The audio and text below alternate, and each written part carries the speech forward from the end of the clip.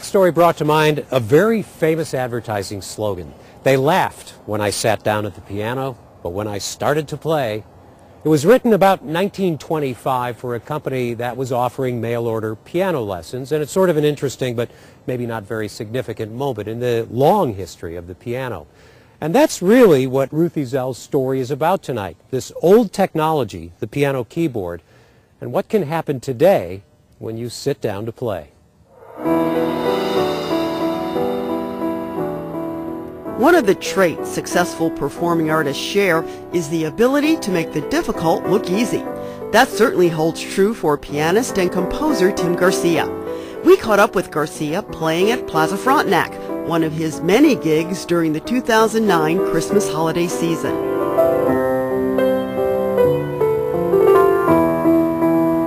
He's well known in the St. Louis area for his keyboard skills. This kind of keyboard and the kind that comes attached to a computer. That's because for years Garcia has used computers to make the process of writing music easier. I think that was in the late 80s, and it was sort of an outgrowth of synthesizers. You know, one of the things that happens to you if you play keyboard, piano, is that you might play organs. You know, I mean, in a sense, organ is kind of technology because you got all these drawbars and you got these pedals for volume. So I think for keyboard players, technology has been around a lot longer than other kinds of instruments. So you can put in a note and then you can hit the clear key and you can turn a note into a rest.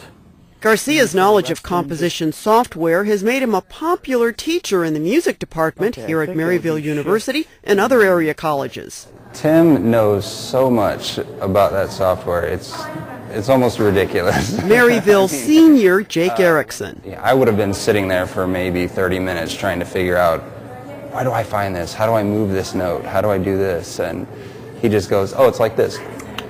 And then it's done.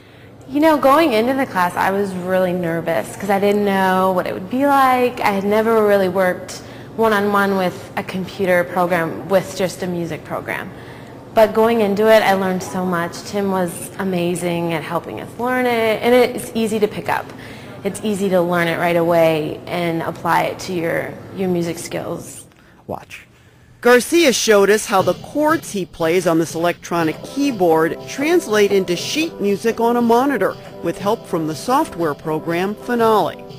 Contrast this method of creating sheet music to this, an original manuscript painstakingly handwritten in ink by 19th century Bavarian composer Max Keller. All of the sheet music that's in the store right now, most of it was created in Finale. You can hear the results of your music instantly.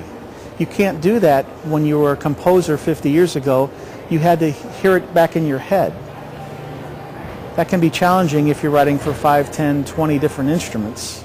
Click the expression tool.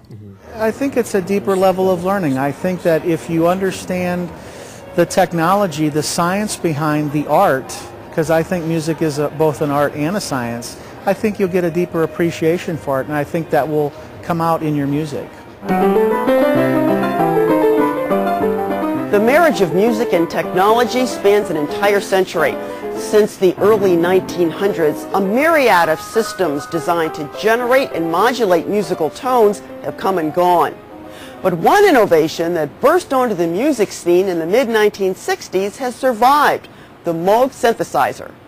Like many other electronics, the early versions of the Moog were bigger and bulkier than their counterparts of today. I kind of had done different things in different bands growing up, and when Ludo started, we decided we wanted a Moog, so we got one, and I started figuring it out, and I'm still figuring it out. That's Tim Convey. He does Moog, keyboards, and vocals for the St. Louis-based rock band Ludo. You know, there are only so many bands that actually have Moogs, and I think they kind of do different things. For us, it's sort of another voice. Basically, how the whole thing works is there are 3 oscillators, and that's what kind of makes the Moog special. So they each make different sounds. So one oscillator does this, and the third does this. And when you put them all together, it sounds like that, and that's kind of what's special about a Moog, I guess. So, yeah, and then technology doesn't always equal shortcuts. I think that's what a lot of people think, that, you know, to use technology is cheating or stuff like that, but in a lot of ways, and the Moog, I think, is a good example in a lot of the new keyboards that come out, it's not about cheating or shortcuts, it's about expanding sort of your musical palette, if you will. These new ones have a touchpad.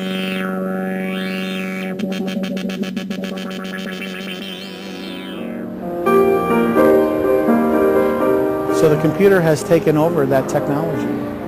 And it's great because it's put it in the hands of everyone.